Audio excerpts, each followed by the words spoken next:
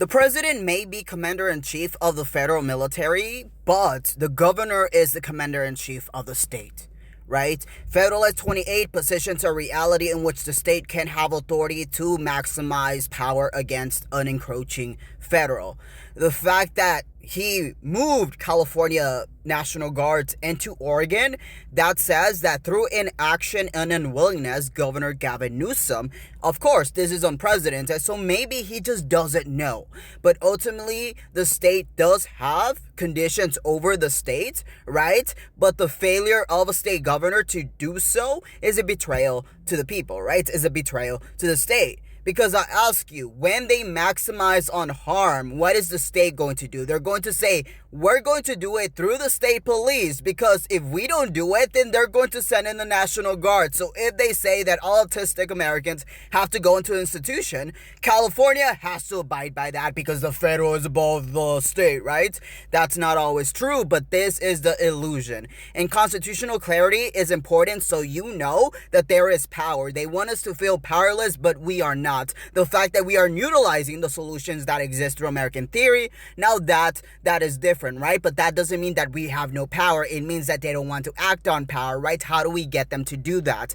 Now, I've been experiencing a journey in the last couple of days. I've been coming to terms with my mortality. Not that I've ever actually cared about it, because for me, it's harder to live than it is to just pass, right? That's just a fact of the matter. I have family who has passed, so it's not something that's new. I'm Mexican, so when it comes to, passing, it's a transition, right? It's something where I have people waiting for me, so it's not the scariest thing. But I do have my mom, which ultimately does weigh on me, and she is a naturalized citizen, so I'm not worried about her in general. I'm just, if something happens to me, I'm worried that that's going to destroy both her and my family, as the last passings did, but I'm closer to them, so that's a weight that I have, but I have to choose being courageous, right? The fact is that the things that I'm doing, sourcing history, particularly American theory, in order to bring about constitutional clarity and solutions, these very things are why those within the White Rose movement in Munich, in Germany, were guillotined, right?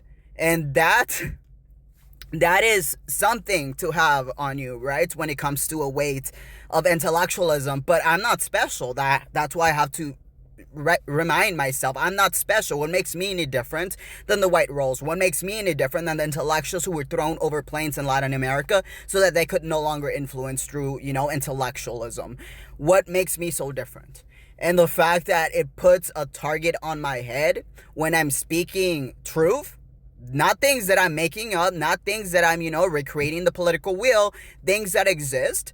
The fact that this can be dangerous because I'm going against the fundamental interpretations of this regime is why it is dangerous, but it's also why you have to do it. And all of us have to consider that we have to get comfortable with our mortality, right? Because with authoritarianism, resistance is harm. It is consequence. And the fact that our states don't want to maximize in order to ensure that the people don't have to be the ones to react, because the only way they'll say that it's a rebellion is if the people act without a governor.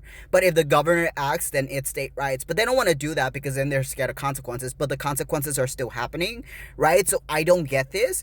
And the fact is that people will want you to feel helpless, will want you to feel powerless because they're like, the federal's above the state. That's not always true. The fact we don't want to act on that, that's our own choice. So our decision is, what are we going to do when our state fails? And I'm going to continue doing what I'm doing, even if that leads me into a courtroom.